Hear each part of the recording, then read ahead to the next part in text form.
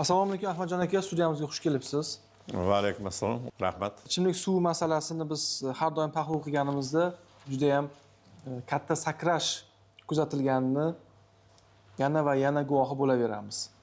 Ya'ni O'zbekiston oxirgi 10 yilda o'z aholisini ichimlik suvi bilan ta'minlash masalasida juda ham katta qadamlarni tashladi. Davlatimiz rahbari bu masalada mablag'ni ham ayamadilar. Bu masala bo'yicha juda ham katta mega loyihalar amalga oshirildi hududlarda.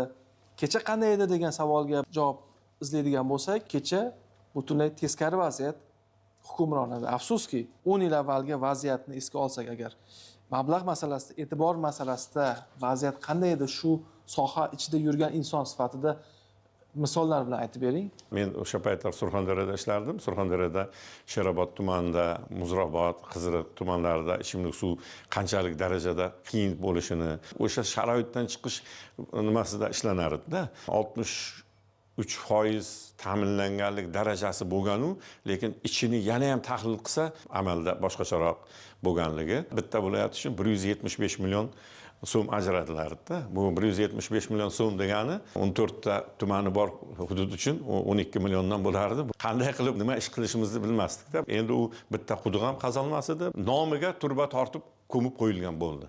Men sizga aytsam, foiz darajasini faqat ishimiz avariya bo'lsa, avariyani tiklash bilan, tuzatish bilan cheklanib qolavergan. Men sizga bitta misol keltiraman.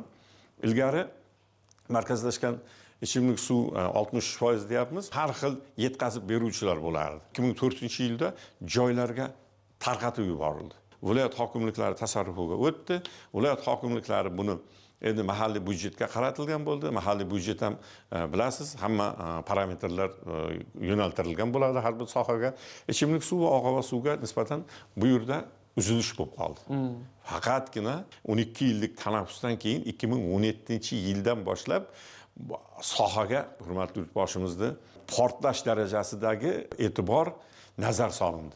Prezidentimiz endi respublikani hamma hududini yaxshi bilganlari uchun, sohani bilganlari uchun, joydagi muammoni bilganlari uchun aynan shu yo'nalishga urg'u berib qaradilar, mablag' ajratdilar-da. Sohada boshqacha tizim yaratildi. Biz bilan ishlovchilar ko'payyapti. Nima uchun? Xalqaro hamjamiyat ko'rib turibdi, qanday rivojlanish bo'layotganligini, jumladan qarayapti. Bizning sohamizga ham mablag' ajratsak, qaytarib olishimiz mumkin bo'lgan. Endi ishonchda 10 yillikni misol qilib oladigan bo'lsam, 35 trillion mablag' ajratildi sohamizga. Bu demak 18 trillioni respublika byudjeti mablag'lari hisobidan, 17 trillioni xalqaro moliya institutlari hisobidan. Bitta mahallaga 2 milliard 400 dan kam ajratilgan nimani ko'rmadim. 12 milliondan 2 milliardga agar taqqoslaydigan bo'lsak, 12 million u bitta mahalla emas edi, u bitta tuman edi. Bitta tuman edi. Tuman bilan mahalla o'rtasida solishtiradigan bo'lsak, 150 barobarga aynan mablag' ajratish masalasi ham o'sdi. Xuddi shunday. 26-yilda hurmatli yurtboshimiz oldinga qarab siljish kerak deb topshiriq berdilar. Bu yilga biz 600 million dollar qurilish montaj ishlarini jadallashtirish bo'yicha bajaramiz. Endi hurmatli yurtboshimizni mega proyektlar bir qancha viloyatlarda bor. Xuddi shunday Uzunbuloq suv olish inshooti, bu demak qayerdan oladi? Bu Zarafshon suvidan, Zarafshon daryosini. Bu qog'ozlarda orzu bo'lib qolib ketgan loyiha bo'lgan. Lekin oxirgi 10 yillik ichida faqat orzu emas, buni amalga oshirib, qurib, bitkazib, Arnasoyga, Zafarobodga nasossiz elektr energiya ishlatmasdan turib suv beradigan tarmoqlarni yaratib, tuman markazlariga yetkazdik. G'allaorolda 5 ta mahalla, 8 ta qishloq bor, 34 mingdan ko'proq aholi yashaydi. Xuddi shu magistral suv tarmog'imizdan yonida shu bo'yicha hozir loyihalash ishlarini qilyapmiz. Bu yerda ham agar buni qilsak, G'allaorolda 34 ming aholi 18% tashkil qiladi. Birdaniga bu ko'rsatkich kelgusi yilda shu kunida xudo xolasa G'allaorol ham borib turibdi 98% ga yaqin. Ko'rsatmasin. Mana shu sohadagi eng katta o'zgarishni siz nima deb hisoblaysiz? Birinchi o'rinda hurmatli yurtboshimizni bizni sohamizga qaratgan e'tiborlar deb bilaman. U kishi bizni ishlashga, izlanishga yo'nalish bermaganlarda bu yutuqlar biz uchun, bu foizlar, bu ta'minlash darajasi bizda hozir bo'lmagan bo'lardi. U kishining mehnatlari bilan xalqaro moliya institutlarini, qolaversa byudjetni o'zidan biz endi budjetdan pul olish juda murakkab bo'lardi. Yo'q, hozir u kishi shunday tizimni yo'lga qo'yib berganlarki, 1 trillion 250, 1 trillion 300 sohamiz inobatga olinadi. Tasavvur qilganmisiz qachonlardir mana shunaqa mablag'gacha yetib kelamiz deb? Yo'q. Buni tasavvur qilish qiyin, tushimizga ham kirmagan. Sababi ichimlik suviga ham shuncha suv pul beriladimi, bu qanday bo'ladi? Buni tasavvur qilib hayolimizga ham kelmagan bu ishda bu. Shuning uchun mana ajratilgan mablag', hurmatli yurtboshimiz shuncha bizni sohamizga ishonib shuncha mablag'lar ajratilyaptimi? Demak, biz buni labbayni nima bilan? Faqat mehnatimiz bilan javob berib, joylarda u kishini bergan topshiriqlarni, siyosatlarini ichimlik suv bo'yicha to'liq oxirigacha yetkazib borishimiz kerak. Ajratilgan mablag'lar bitta ko'rsatkich. Ikkinchisi, ichimlik suv bilan ta'minlanganlik darajasi foiz o'sdi. Lekin jumladan aholi soni ham o'sib bordi. Uchinchisi, loyihalar misolida desam, juda unikalniy nimamiz, Damxo'ja suv olish inshootimizdan 2016-yilda tasavvur qiling, bir sutkada 160 ming, 150 ming kub suv berib turgan. Bor yo'g'i. Lekin 83 ta nasos ishlagan. Birinchi ko'tarma nasoslarimiz. Hozir shu kecha kunduzda 95 ming kub suvni elektr energiyasi olyapmiz. Samarqand viloyati 15-20 ming kub olgan, hozir 45-50 ming kub olyapti.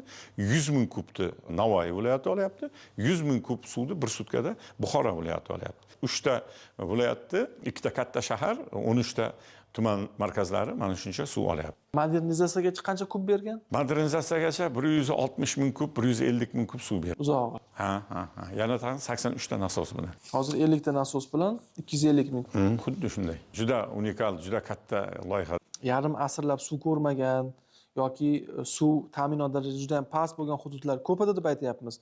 Aynan mana shularni misol tariqasida ko'rsatish uchun Hamkasbdan bir tahliliy sharh tayyorlagan. Hozir shu sharhni tomosha qilib, so'ng suhbatimizni davom ettirsak. Bugungi kunda Navoiy viloyatining 5 tumani va bitta shahrida Damxo'ja magistral suv tarmog'i tortilgan. Masalan, sarbozorliklarning 70 yillik orzusi amalga oshdi. Ularning quvonchini o'zidan eshiting. 73 ga kirdim. Shu vaqtgacha unaqa suv degan narsa yo'q edi bizda.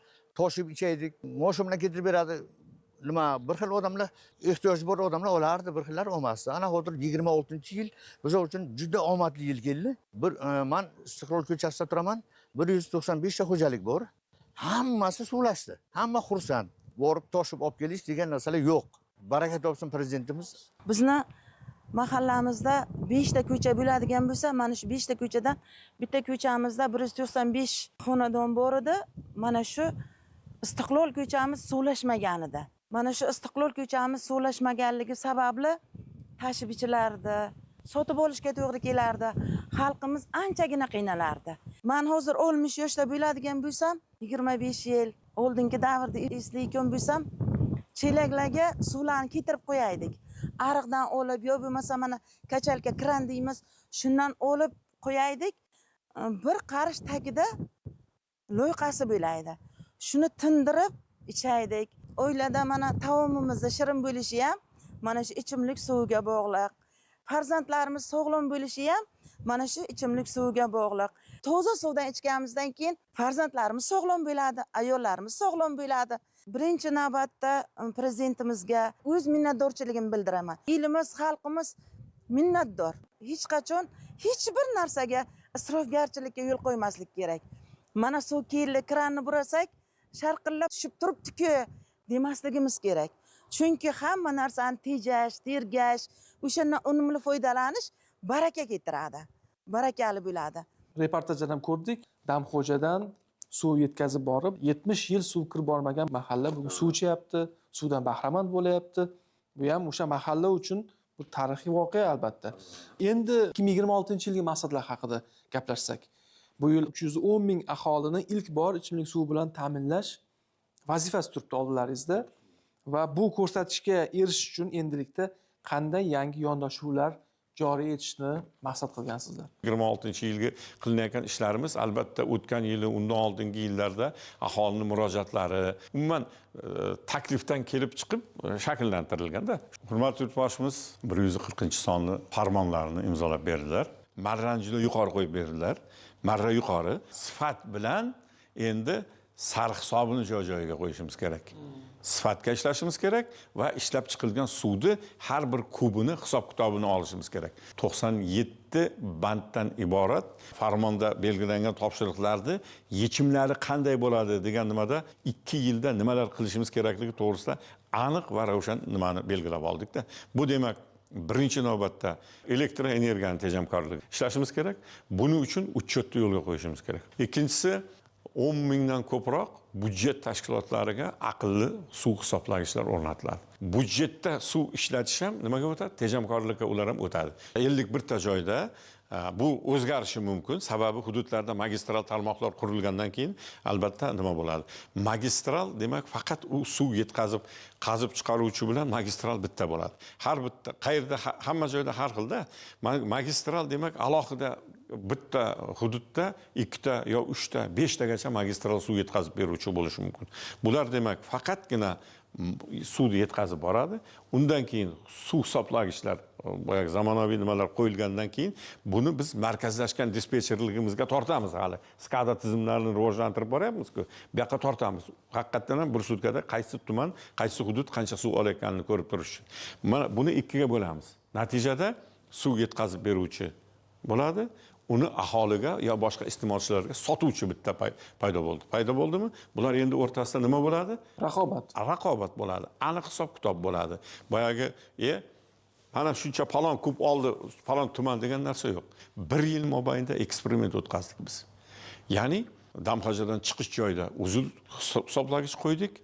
Demak, Samarqand viloyatiga kiryapti. Samarqanddan chiqib ketishda qo'ydik. O'rtadagi suv paydo bo'ldimi? Viloyatni o'zi qidirib qoldi. Menda shuncha suv bor ekan, ichkariga qayerga ketdi deb ular topdi. Undan keyin Navoiyga kirish. Navoiyga kirdi, Navoiydan chiqib ketish bor. Qolgani Buxoroga ketyapti. Buxoroda ham xuddi shunday uchet bor. 11% har yili bateriyaga yozib kelgan bo'lsak, mana hozir endi boshlab bu bateriyamiz 2% ga tushdi. 2026-yilda hududlarda qanday mega loyihalarga start beriladi? 3 ta hududda juda yirik mega loyihalarimiz bor. Qashqadaryo viloyatida Hisorakda ekspertiza xulosalarini olib hujjatlarni kiritsak, bu demak Hisorakdan suv olib kelish Qashqadaryo viloyatining janubiy 4 ta tumaniga va Qarshi shahriga.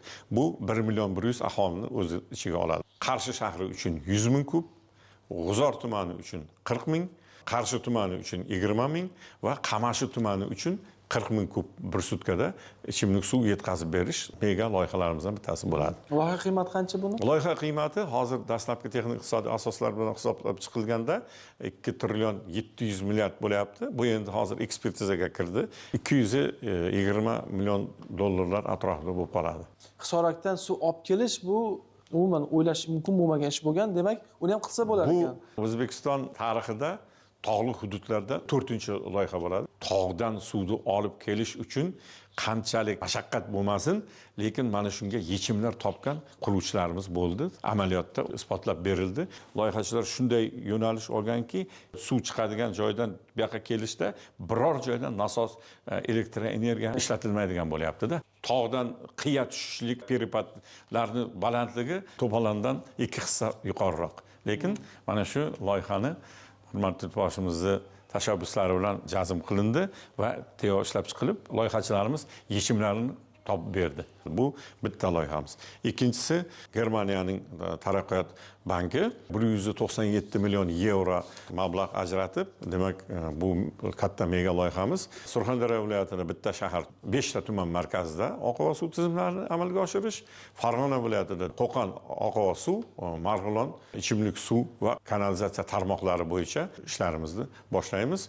Uchinchisi Pitnyak shahrining o'zida bir sutkada 400 ming kub ichimlik suv tozalash inshootini boshlanishi va mana shu eng katta mega loyihalarimizdan bittasi bo'ladi. Xudo xolisa, loyihalarni ishga tushganda ham mana shu loyihalarni mashaqqati va endigi natijalar haqida suhbatlash nasib qilsin.